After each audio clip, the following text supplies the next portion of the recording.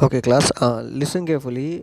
Secondary market is a market where the second-hand securities are sold. Okay, so as we have discussed already earlier, that what is the primary market? So primary market was the market in where securities are issued for the first time.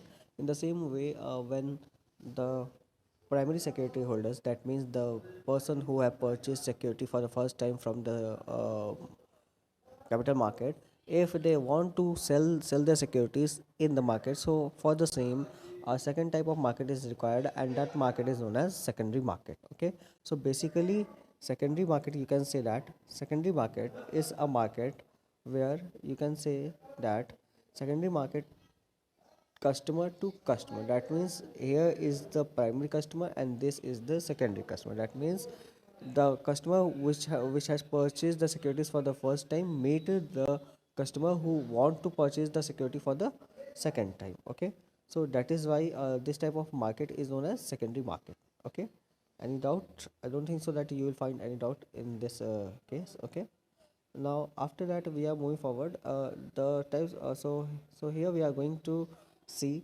the types of secondary market. Okay, so the first type of basically secondary market is stock exchange. Okay, stock exchange can be termed as an institution that provides a platform for buying and selling of existing securities. So basically stock exchange, you can say that stock exchange is a kind of secondary market. Okay, so here are the definition, that what is the meaning of stock exchange. So here we can see that according to Securities Contract Regulation Act, stock exchange means any body. Okay, stock exchange means any body of individuals, whether incorporated or not, constituted for the purpose of assisting, regulating, or controlling the business of buying and selling or dealing in securities. So basically stock exchange, we can say that it is an institution, it is a group of individuals who constitute for the purpose of buying and selling of securities. Okay, so now we are going to see the functions of stock exchange. That means what are the functions of stock exchange? So basically the functions, we can see that the first function is providing liquidity and marketability to existing securities. मतलब कि ये जो market होते हैं, जो आपके stock market होते हैं, इनका जो बेसिक फंक्शन है, तो इनका बेसिक फंक्शन होता है कि एक ऐसा मार्केट बनाना कि जहाँ जहाँ पे सिक्योरिटीज़ को खरीदा और बेचा जा सके। ठीक है, कि जहाँ पे सिक्योरिटीज़ को जो है खरीदा और बेचा जा सके। ठीक है, ये जो है इन्वेस्टर्स को चांस देता है to dish invest and re invest. मतलब डिस इन्वेस्ट मतलब क्या, कि आपने जो सिक्योरिटीज़ खरीदा है उसको आप बेच दो और फिर नई नई सिक्योरिटीज़ को आप परचेज़ कर लो। तो इसलिए हम बोल सकते हैं कि it provides liquidity and easy marketability to already existing securities in the market. मतलब जो सिक्योरिटीज़ पहले से ही मार्केट में है, तो उनको ये जो है सेकंड मार्केट प्रोवाइड करते हैं कि कहाँ पे इनको बेचा और खरीदा जा सकता है। Next is next you can say that pricing of securities. ठीक है, इसके साथ ही साथ जो है प्राइसिंग ऑफ सिक्योरिटीज़ भी कही जाती है। मतलब कि आपके किस शेयर का प्राइस कितना रहेगा। ठीक है, तो मतलब इसको भी जो है डिसाइड जो है वो कहाँ किया जाता है, इसको भी डिसाइड आपका शेयर मार्केट में किया जाता है। ठीक है, फिर है आपका सेफ्टी ऑफ ट्रांजैक्शन। मतलब कि the membership of stock exchange is well regulated and its dealings are well defined. मतलब कि हम जो कुछ भी यहाँ पे ट्रांजैक्शन करते हैं वो सेफ़ होता है। क्यों? क्योंकि यहाँ पे जितने भी मेंबर्स होते हैं जो इस टाइप के मार्केट में डील करते हैं, तो वो रजिस्टर्ड होते हैं और उनका पूरा डेटा हम बोल सकते हैं कि मतलब वो कम्प्लीटली रूल्स एंड रेगुलेशंस को फॉलो करते हैं। तो इससे क्या होता है कि that this ensures that the here you can see that this ensures that the investing public get a safe and fair deal on the market। मतलब कि लोगों को ये विश्वास हो जाता है कि वो जहाँ पे अपने सिक्योरिटीज़ को खरीद और बेच रहे हैं, that is a safer place. ठीक है, नेक्स्ट है कि कंट्रीब्यूट्स द इकोनॉमिक ग्रोथ।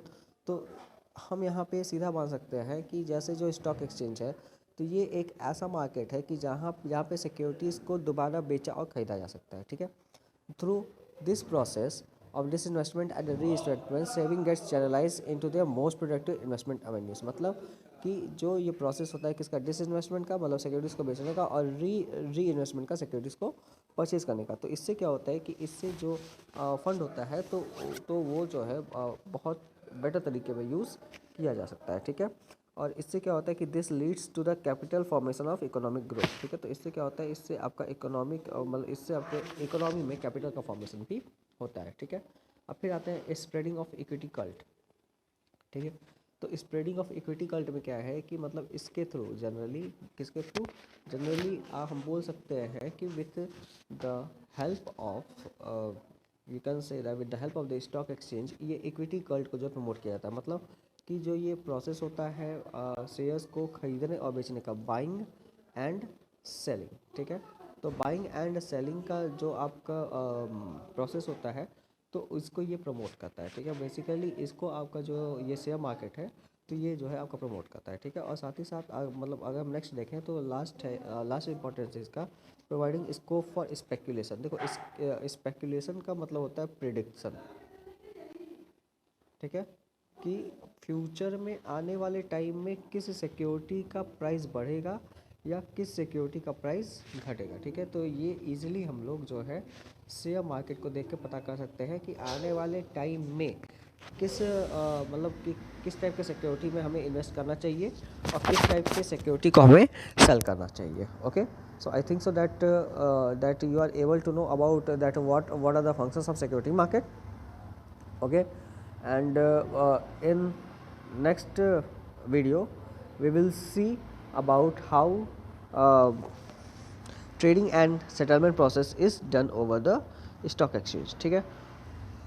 तो स्टॉक एक्सचेंज में बेसिकली आपको बस सेकेंडरी मार्केट पे इतना ही जानना था, ठीक है। इसके बाद हम ट्रेडिंग एंड सेटलमेंट प्रोसीजर पे आएंगे, and this trading and settlement procedure will be discussed in the next class because it is a good topic. So if it is discussed in the same class, it will make you confused. Okay, so for today only this much is enough. Okay, and try to make your notes on your own words. Okay, so thank you class, have a good day.